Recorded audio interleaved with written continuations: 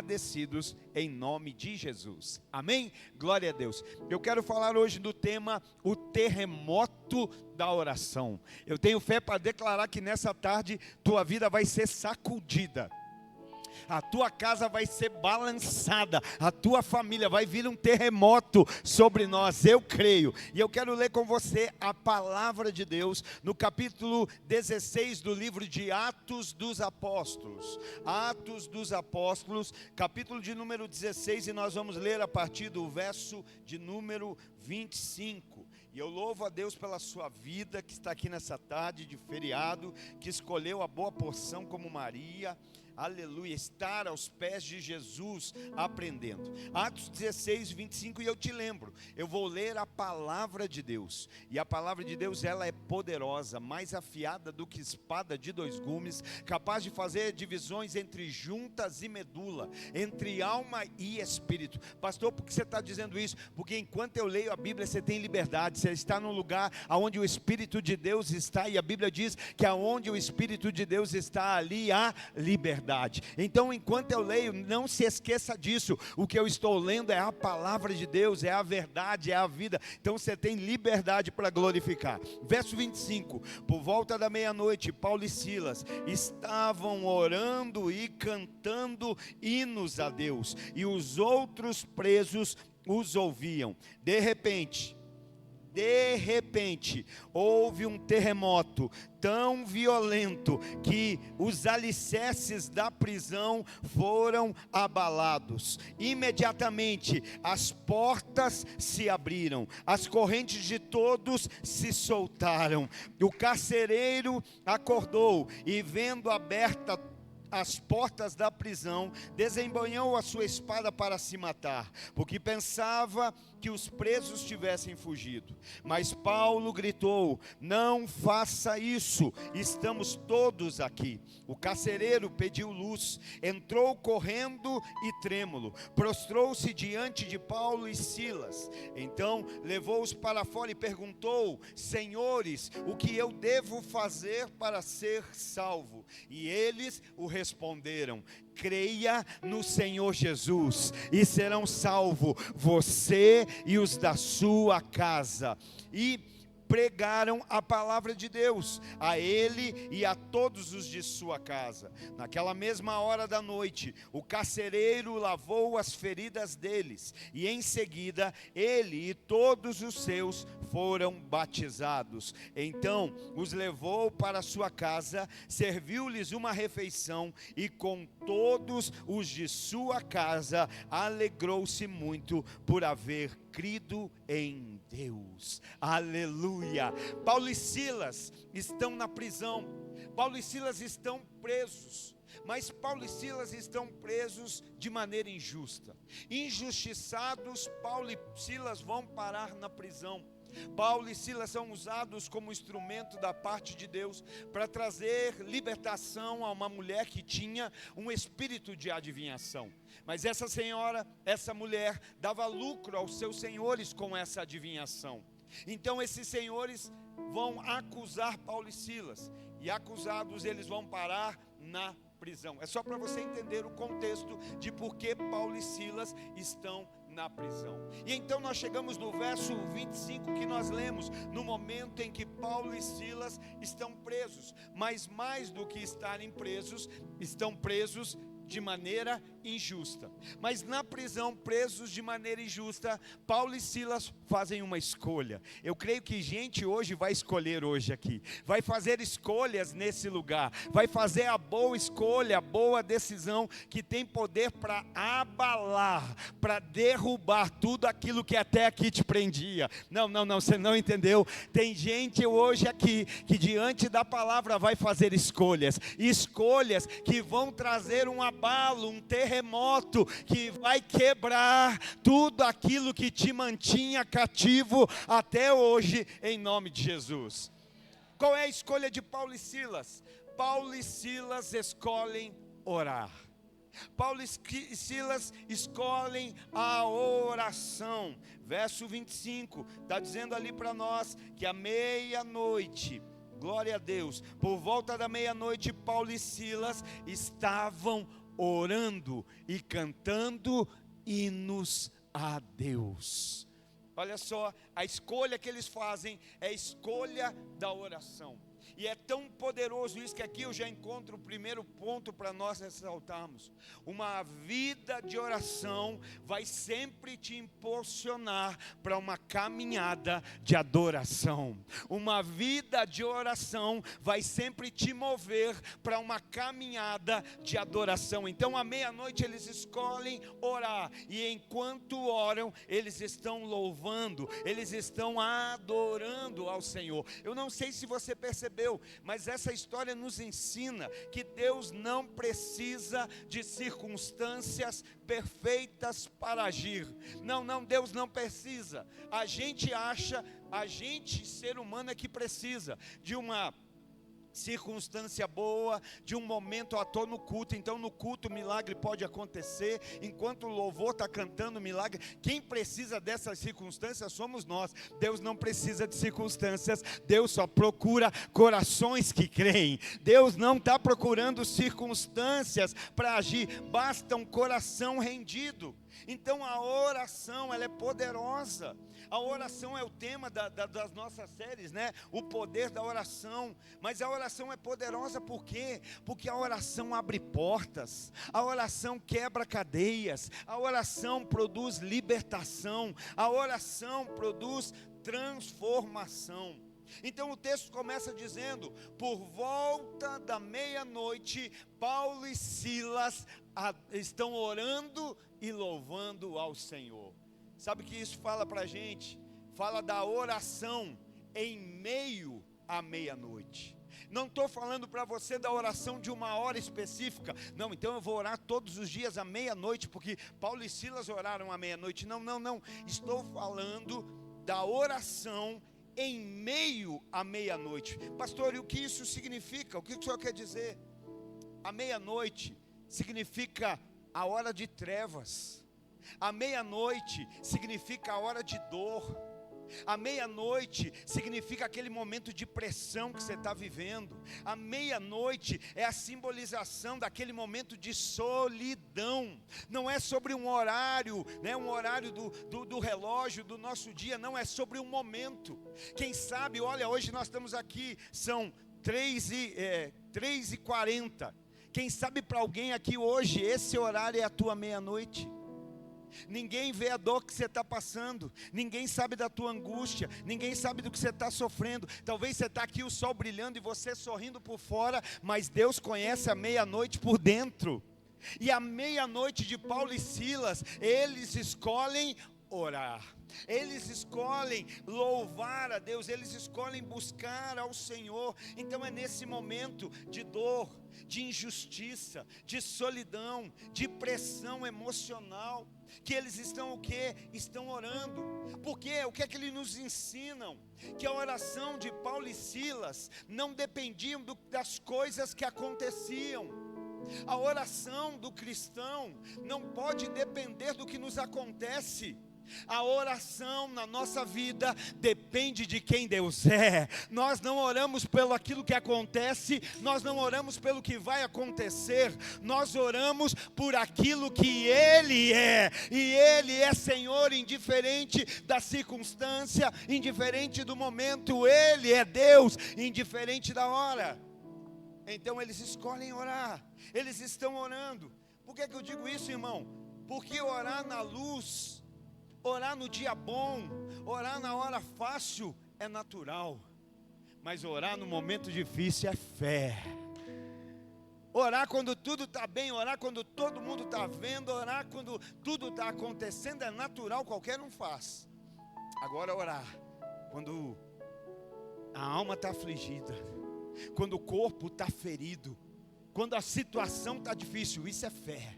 Isso é fé, dizer eu creio, eu não posso, mas Ele pode, eu não consigo, mas Ele consegue todas as coisas. Então a adoração, ali nós estamos vendo oração, a adoração, né? O que vai acontecer em meio a essa adoração, em meio a essa oração? Vai destravar o agir invisível de Deus. É nesse momento que Deus vai começar a operar, que Deus vai começar a se manifestar. Aonde? Aonde está havendo a manifestação de fé. Irmão, pensa comigo, nós somos brasileiros e brasileiro é campeão para isso. À meia-noite preso de maneira injusta, qual seria a sua maior preocupação? Como é que eu faço para fugir daqui? O que é que eu posso fazer para sair desse lugar de injustiça? Ou seja, a gente quer querer resolver do nosso jeito. Mas o que é que Paulo e Silas estão fazendo? Eu acredito que Paulo deve ter orado para Silas. Silas, por que nós saímos de casa? Nós saímos de casa por um motivo: para orar e louvar ao nosso Deus. Quem aqui saiu de casa para louvar e adorar ao Senhor? Aleluia. Então eu vou te corrigir: não saia de casa para louvar e adorar ao Senhor. Adore e louve ao Senhor lá, vem adorando e louvando, chegue aqui, adore e louve, volte adorando e louvando, continue lá adorando e louvando. Você viu o que você fez? Você me disse que você depende de um tempo, que você depende de um prédio, que você depende de um lugar. Não, pastor, eu não saí para vir, eu vim vindo adorando, eu vim louvando, e eu vou voltar orando e louvando ao Senhor. Eu acredito que é nesse momento que Paulo olha para Silas e diz: Silas, qual era mesmo o propósito da nossa saída? É simples, Paulo, nós saímos para orar e louvar ao Senhor, mas nós não chegamos ao lugar da oração. Não importa, ainda que nós não tenhamos chegado no lugar da oração, esse vai se tornar... Não, você não entendeu. Você está pedindo para Deus te tirar dessa situação, pedindo para Deus te tirar desse lugar, pedindo para Deus te tirar desse conflito, pedindo para Deus te tirar dessa luta, e Ele está te dizendo: esse vai virar o lugar da tua oração, esse vai virar o lugar da tua adoração. É aí que você vai orar, é aí que você vai louvar. Meu Deus, como é que faz? Mas eu queria que o Senhor me tirasse. Mas não é você que vive dizendo que quer viver o meu propósito? O meu propósito é muito maior do que só te tirar, é te usar nesse lugar. Não é sobre ser tirado, é sobre ser usado. E Ele vai capacitar. Então Paulo e Silas estão ali, estão orando, estão crendo, porque creem que a oração tem poder.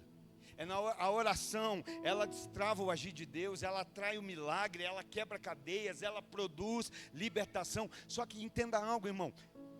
Alguém aqui já caiu naquele fake de fazer inscrição na academia e você paga até o anual, só que você não vai um mês no ano, porque você achou que pagar mensalidade ia resolver tua vida. Mas eu paguei o ano todo, mas foi 3 dias. Pois bem, falar de oração não basta. Como a gente sabe que alguém ora? Do mesmo jeito que a gente sabe se alguém sabe andar de bicicleta. Como é que eu sei que alguém sabe andar de bicicleta? Vendo a pessoa andar. Como é que eu sei que alguém ora? Vendo ela orar. Oração é falar com Deus. Precisa ser algo normal na nossa vida, irmão. Sabe, eu sonho com crentes que você vai ter que dizer assim: chega, irmão, para de orar. Chega, já deu. Porque é um natural no dia a dia. Falo tanto com meu pai que eu oro. Aí já, sabe aquele nível que você ora, você fala: já orei muito. Você olhou para o relógio, deu 30 segundos. E você já não tem mais o que falar. Irmão, ora. Vida de oração. No GC, esses dias eu falei, já disse aqui na igreja, que mexa com a gente. Um casal contando que esses dias foram para uma mesa em um lugar que eles estavam e não era em casa, tinha mais gente. E quando começaram a comer, porque eu vou dizer algo para você: Deus não se impressiona com a nossa performance, irmão. Deus não se impressiona com o jeito externo. Ele sabe quem se relaciona e quem não. Por isso que eu estou falando que a oração tem poder. Mas a oração tem poder na vida de quem pratica a oração. E aí eles foram para a mesa, estão lá. Quando foi dar aquela primeira garfada, a menina falou assim: epa, 4 anos, ninguém vai orar? Aí daquele constrangimento, quer se esconder embaixo da mesa, né? Aí a mãe falou: vamos orar, Senhor, abençoe esse alimento, que nada nos faça mal, amém. Aí a menina disse: só isso? Na minha igreja a gente não ora tão pouco assim não. Só que os teus filhos não reconhecem que a igreja ora, que teus filhos reconhecem que você ora. Pega eles lá na mesa e fica lá, ora. Preciso fechar o olho, se você quiser. Preciso me ajoelhar, se você quiser. Não faça para homens, faça para Deus. Às vezes a gente fecha o olho para impressionar o homem, às vezes a gente dobra o joelho para impressionar o homem. Ontem alguém me mandou uma mensagem: pastor, eu posso ler Bíblia sem camisa? Irmão, eu oro no banheiro, eu oro tomando banho. Por quê? Porque eu sou íntimo, você é íntimo. Você só se sente constrangido de quem você não é íntimo. Teu filho precisa chegar na tua casa e dizer: excelência, papai do céu não, papai da terra, eu posso falar com o excelentíssimo? Ou ele diz assim: pai, e você sai correndo. O que foi, filho? Que nós sejamos tão íntimos de Deus assim. Não é sobre uma performance fora, não. Eu já tive o tempo que eu orava de olho fechado. Olho fechado te ajuda a você pensar em quem você está orando. Mas vai chegar um momento que nem o que está acontecendo aqui fora vai te distrair de quem Ele é. Então só cuida para não ter performance que tem mais a ver com o homem do que com Deus. Como saber quem ora? Ouvindo orar. Então pensa nisso, vai andar de bicicleta, irmão, para a gente ver você andando. Ora em casa, ora pela família, oração, né? Uma vida constante de oração. Então aqui eles estão orando, e essa oração, olha o que o restante do versículo continua dizendo: houve um terremoto tão violento que os alicerces da prisão foram abalados. Isso aqui é resultado do quê? Das placas tectônicas? Não, da oração de Paulo e Silas. Porque a oração, aquela resposta, aquele terremoto não começou na terra, aquele terremoto começou no céu. Aquele terremoto não começou na prisão, aquele terremoto começou na oração. Foi na oração. Então, esse terremoto é um movimento dos céus manifestado na terra. Irmão, pensa, aleluia. Alguém já disse, né, que as nuvens, a palavra de Deus diz que as nuvens são o rastro de Deus. Pensa os pés de Deus pisando na terra. O que vai acontecer? Um abalo, um terremoto. Pastor, eu estou precisando de um abalo lá em casa. Eu estou precisando de um terremoto na minha vida. Então ora, irmão, ora por esse terremoto do céu, que quando ele vier, toda a estrutura da terra vai ser abalada. Tudo aquilo que prendia, tudo aquilo que privava, tudo aquilo que mantinha cativo vai ser abalado. Então esse terremoto, né, esse movimento do céu, o que ele faz? Olha o movimento. A primeira coisa que o terremoto faz: o terremoto abre as portas. Esse terremoto fez com que aquilo que estava fechado agora estivesse aberto. A minha Bíblia diz que Ele é aquele que abre a porta que ninguém mais pode abrir. Mas Ele também é aquele que quando fecha, ninguém mais abre. Pastor, como é que eu abro porta? Forçando? Não, orando. Até porque porta que você entra forçada, Ele não te sustenta lá. Porta que você entrou pela tua força natural, Ele não tem compromisso. Agora a porta que abri através da oração, meu irmão, entra, aproveita, desfruta, né? Se regala com aquilo que Ele está fazendo. Então o primeiro ponto é esse: as portas se abrem. Segundo, as correntes caem. Terceiro, a estrutura da prisão foi mexida. Por quê? Porque quando nós oramos, Deus mexe naquilo que naturalmente a gente não conseguiria mexer. Quando a gente ora, Deus vai mexer naquilo que eu e você, de maneira natural, não poderíamos. Deus vai abrir a porta que eu e você não conseguimos. Irmão, e como é bom quando Deus abre porta. Quando você sabe que a porta é de Deus, que alguém vem e fala assim para você: me explica, como é que isso aconteceu? Como é que você fez isso? Como é que você entrou nesse lugar? Como essa bênção aconteceu? Você fala assim: não sei, eu não sei explicar. Porque a gente só pode explicar aquilo que a gente faz, mas o que Deus faz é inexplicável. Alguém já cantou: ninguém explica a Deus. Ninguém explica. Então ora, irmão, ora, busca, para de forçar as portas e se proste em oração. Para de tentar forçar entradas e creia que a porta que Ele abrir, irmão, é para você. A porta que Ele abrir, ninguém te impede, nada te para, você vai desfrutar. Então, os terremotos, né? Quando nós oramos, quando nós adoramos, o terremoto da parte que vem de Deus é para abalar. Deus não precisa abrir portas de maneira lenta, né? Parece que Deus está abrindo assim, não, ali está falando de repente. Meu Deus do céu.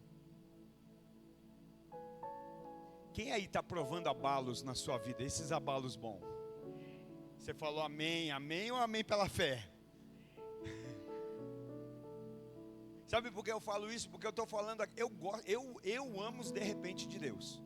Tem gente que vive preocupado. Pastor, o que vai fazer agora? Calma, espera o tempo de Deus. E agora, o que vai ser? Calma, espera o tempo de Deus. Não, nós precisamos fazer isso. Semana passada nós falamos que a oração dissipa a ansiedade. Foi bênção, né? Vamos fazer uma série de mensagens sobre a ansiedade, que nem o pastorzão André está fazendo lá, né? E aí a gente está tentando forçar. Não, vai no tempo de Deus. Porque no tempo de Deus vai surgir o de repente. O de repente. E a minha Bíblia diz, estavam todos reunidos no cenáculo, quando de repente veio um som como de um vento veemente naquele lugar, e viram línguas partidas como de fogo, e todos foram cheios do Espírito Santo. Mas foi de repente. Paulo e Silas estão presos, mas de repente vem naquele lugar um terremoto. O que o terremoto de Atos 16 tem em comum com Atos 2? Que ambos estavam em oração. Estou esperando, não é sobre esperar, é sobre como você espera. Estou esperando, mas sem fazer nada. Estou esperando. Jesus está voltando. Quantos estão esperando? Mas como você está esperando?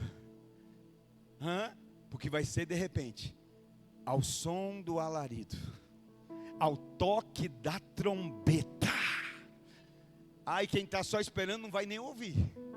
Mas quem está em oração, o meu rei está voltando. O meu Senhor está voltando. Então, os terremotos da parte de Deus, querido, a pior coisa que tem é a gente tentar manter de pé o que Deus quer derrubar. A gente cansa, se desgasta e pior, está indo contra Deus. Se Deus é por nós, quem será contra nós? É a frase do para-choque, da camiseta, da caneca. Mas eu tenho uma pergunta: e se Deus for contra nós? A minha Bíblia diz que Deus resiste ao soberbo. Sabe que fala de resistência? Essa palavra resistência tem a ver com militarismo. Está dizendo assim, de um lado está o soberbo no campo de batalha, do outro está Deus. Aí não dá para dizer em nome de Jesus.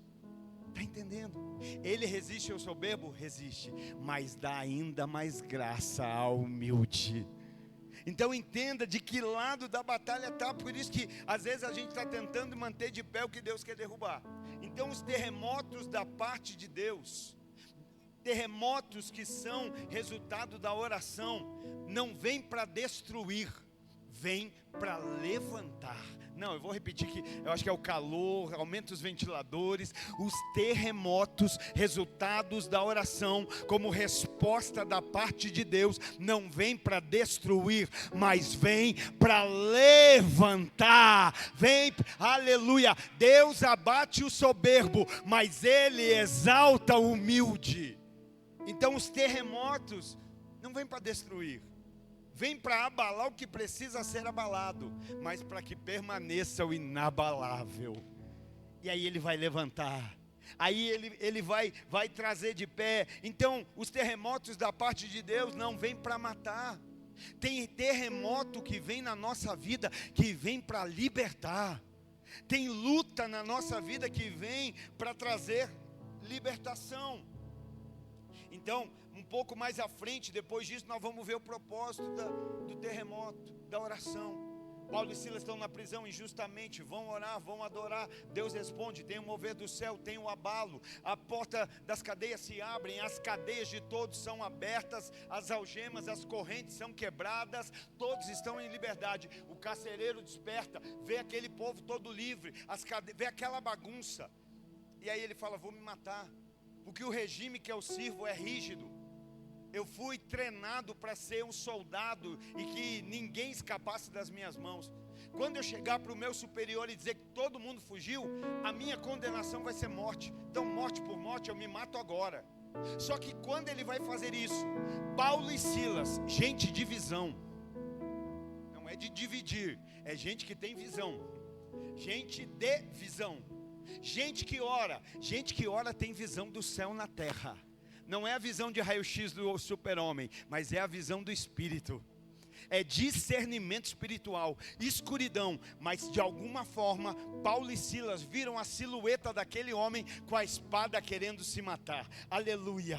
Deus vai te usar para que a vida de pessoas não seja terminada de maneira precoce. Aleluia! Deus vai te usar para vidas de pessoas que talvez estavam pensando em desistir, pensando em acabar, pensando em dar fim. Deus vai te usar para liberar uma palavra de cura, de libertação, de salvação. Aleluia! Ele vai se matar. Paulo diz, não faça isso. Ninguém fugiu. Estamos todos aqui. Porque quem ora não foge. Oi? Você está aí ainda? Porque quem ora não foge. Estamos todos aqui, ninguém fugiu. Não te faça mal. Então tá bom. Mas o que eu faço para ser salvo? O que eu faço? O que eu faço para mudar de vida? O que eu faço para ser livre como vocês são? O que eu faço para ter essa fé? O que eu faço para viver o que vocês vivem? Paulo diz, isso é simples, isso é fácil, isso não tem a ver com o que você fez, isso tem a ver com o que o nosso Senhor fez. Crê no Senhor Jesus e será salvo tu e a tua casa. Você entendeu? O milagre aconteceu ali e aquele milagre tinha propósito. Qual era o propósito? Libertar Paulo e Silas? Não, salvar o carcereiro e sua família.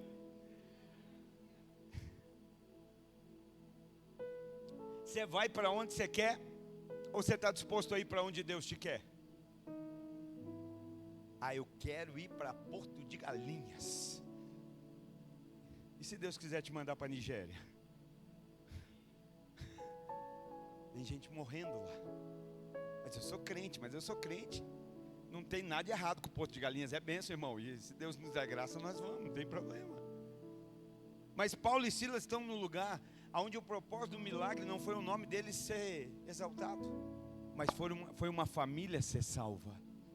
Crê no Senhor Jesus, né? Então o milagre é traído pela vida de oração, vai impactar uma família, vai impactar uma casa. E eu sei quando a gente pensa assim, a gente fala, é verdade, meu vizinho do lado, da frente, não, quem sabe é a sua própria família, que ainda não viveu um milagre de verdade, que talvez ainda não experimentou o maior de todos os milagres, que é nascer verdadeiramente de novo, ter uma nova vida em Cristo, né? Então, eles estão ali, há um milagre, o intuito, o objetivo é impactar uma família, uma casa. O carcereiro pensou que a história tinha acabado, que era o fim, mas era apenas um começo. Era o começo de uma nova história na vida. Você já pensou, irmão, se Paulo e Silas não vão para a cadeia, o carcereiro não é alcançado? Se Paulo e Silas não são presos injustamente, aquele carcereiro pode mudar a história de uma família, de uma casa. Uma família foi salva. Paulo entendeu que tinha um propósito e por isso quando abre a porta ele não fecha. Então, olha o que está acontecendo. 3 fatos importantes, nós já estamos caminhando para o final. Primeiro, a porta se abriu, mas não era para Paulo e Silas fugirem. O propósito não era Paulo e Silas escaparem, o propósito era eles alcançarem. Deixa eu falar, talvez tenha alguém aqui que precise ouvir. Talvez você está lá nessa empresa, nessa rua, nesse bairro, sei lá, dizendo, Senhor, tira eu daqui, me tira daqui, Senhor, me tira dessa prisão. Muda hoje a oração, fala, Senhor, o que é que o Senhor quer de mim nesse lugar? Minha esposa hoje não está trabalhando, tinha cliente para atender, não pôde vir. Mas a última empresa que ela trabalhou antes de ser ordenada como pastora, ela era tanta pressão que ela chegava todo dia chorando em casa e falava: para, chega, não vai mais, a gente vê outra coisa. E aí um dia ela saiu para o almoço em crise, ela foi para o banheiro e ela não orou: Deus, me tira daqui. Ela disse: Deus, se tem algo para eu fazer aqui através do Senhor, eu estou aqui e quero fazer. Estou aqui, quero ser um instrumento das tuas mãos. Ela mal terminou de orar, entrou uma menina no banheiro chorando, aos prantos. Sabe quando você vai para o banheiro e acha que não tem ninguém? Quando chegou, encontrou ela, foi querer se arrumar, não dava mais. E ela disse para a menina: o que está acontecendo? O que é que você precisa? Não, nada não, você não viu nada não. Ela falou: não, eu não só vi, eu já estava aqui por causa disso. Deus me trouxe antes aqui porque você ia vir para cá. A menina abriu a sua vida, ela aconselhou, ajudou, a menina entregou a vida para Jesus no banheiro de uma empresa. Uma semana depois a pastora estava sendo mandada embora. E aí? Vai ficar resistindo até quando? Em vez de ficar, tira, diz: me usa. Me usa, Senhor, eu decido hoje parar de fugir. Eu não quero a unção do Jonas, não, eu quero a do Paulo. Eu não quero saber do caminho que tenho que ir para o caminho contrário. Não, eu quero caminhar no caminho certo, aleluia. Então a porta se abriu não para eles fugirem, mas para alcançarem. Nós vemos ali o desespero do carcereiro vai se transformar em sede espiritual. E a resposta ao evangelho é simples: crê no Senhor Jesus e será salvo tu e a tua casa. Deus usa provas para alcançar pessoas. A sua reação na dor pode salvar alguém. Como você reage ao sofrimento, à pressão, às angústias, pode salvar alguém. Eu não tenho como...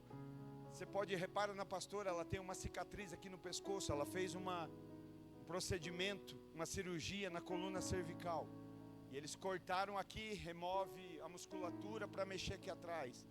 Altamente delicado, já contei aqui em outros casos, já contei até a bênção que foi durante a cirurgia. Mas agora vem o pós. Naquele dia que ela foi para o hospital, eu dei uma Bíblia nova para ela. Falei: vai para você ler, né? Aí eu fiquei lá 6 horas da cirurgia na sala de espera orando. E no dia seguinte, quando fui para visitá-la, cheguei no quarto. Era um quarto, tinha ela e mais uma senhora. Quando eu entrei no quarto, eu olhei para a mesinha da senhora, eu já vi a Bíblia dela na mesinha da senhora. Eu falei: já foi, já era. E aí eu já olhei para ela, ela já abriu aquele sorriso assim. Aí a senhora estava dormindo, eu falei: e aí? Ela falou: entregou a vida para Jesus. E eu falei: como foi? Ela chegou aqui e aí eu disse: a senhora está aqui por quê? E a senhora falou: por isso, por aquilo. E olhou para ela e falou: e você está aqui por quê? E ela disse: por causa da senhora. Porque Deus me trouxe aqui para falar do amor dele pela senhora. Nessa hora não tem dor, irmão. Nessa hora não tem enfermidade. Nessa hora você entende que existe um propósito maior. Precisou chegar ali, precisou, mas não importa. O que importa é que aonde eu estiver, eu vou cumprir o propósito que ele tem. Tem mais alguém aí que tem essa fé, aleluia, que vai louvar a Deus? Então a prática da oração não é para você viver fugindo, mas é para você andar obedecendo. Para você seguir. Se tem oração, tem milagre, tem obediência, tem servir, tem testemunho e vai ter salvação. E por último, quando Jesus entra, tudo muda. Agora o que o carcereiro vai fazer? O carcereiro vai lavar as feridas de Paulo e Silas. Você entendeu o que eu disse? Às vezes você está querendo que alguém que te feriu no passado peça desculpa, mude ali, transforme o que aconteceu. E aí quanto mais você insiste, pior fica. Porque daí a briga não é só no passado, a briga é no presente. Porque você diz: eu tinha direito de você me pedir perdão, eu tinha direito de você trazer uma retratação para mim.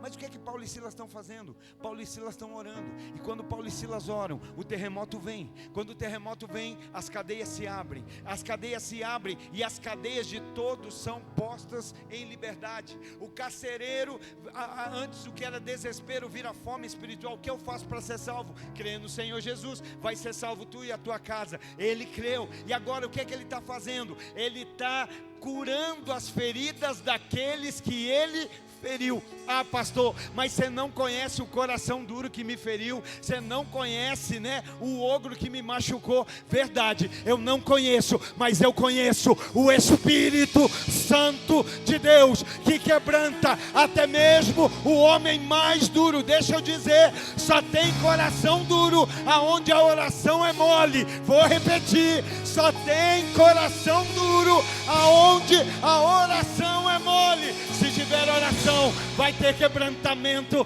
vai ter arrependimento. E aquele que antes feria, se prepara, vai orar. E vai ter gente chamando assim: ei, preciso marcar um café com você, preciso marcar uma conversa. Eu já vivi isso, irmãos, de pessoas depois de anos virem dizer: eu preciso pedir perdão. E eu dizer: do quê? Daquilo, eu nem me lembro, eu nem percebi que você fez isso. Ele falou: mas o Espírito Santo me incomodou. Porque Ele incomoda, para que a gente tome um posicionamento. Então olha só, ele lavou as feridas, ele foi batizado e se alegrou com toda a sua casa. Esse foi o resultado daquela noite de oração. Teve batismo, tomou a decisão na hora, teve alegria, a casa inteira se alegrou e teve transformação. Pastor, esse marido não cuida, vai orar. Esse marido não faz, vai orar. Pastor, essa esposa, esses filhos, vai orar. Deixa Deus trabalhar. Faz a sua parte, vai orar, vai crer. Talvez essa é a sua meia-noite, mas vai orar, Deus vai responder. Quando Cristo entra numa vida, quando Ele entra na casa, nas emoções, nos relacionamentos, na prática, tudo é transformado. Nós vamos fica de pé para nós orarmos, mas observe o que acontece.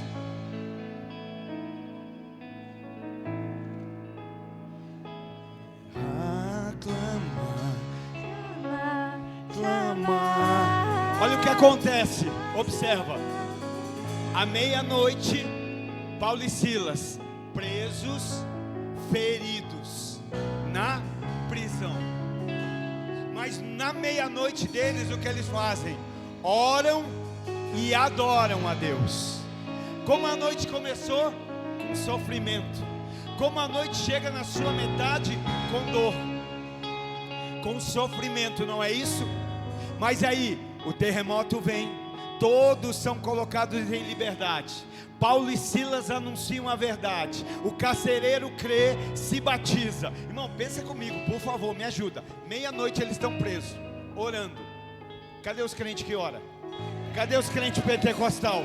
Cadê os crentes avivados no Espírito? Aleluia! Ó, o crente orando e adorando. Meia-noite. Quanto tempo, irmão? 5 minutos? Não creio. Eles deviam estar lá, né? Porque pararam de falar do céu. Eles estavam lá adorando, clamando. Eu não acredito que foi 5, 10, 15. Estão orando, clamando. Deve ter passado ali 1 hora pelo menos. O terremoto vem, abala todas as estruturas, tudo cai, corrente se abre. É um mover, né? Quanto tempo?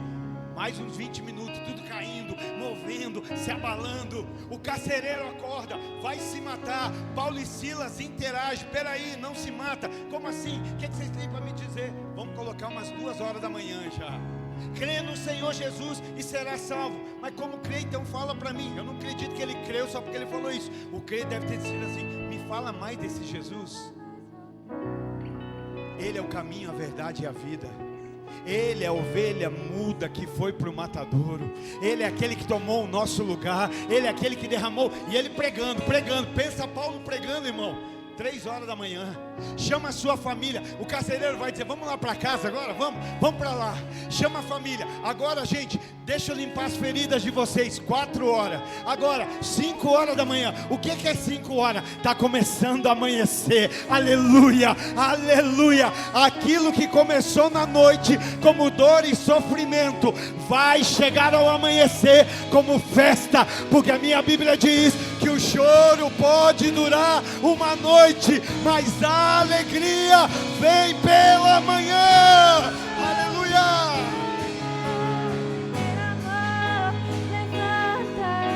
Por isso isso, pensa hoje para nós orarmos. Qual é a sua meia-noite hoje?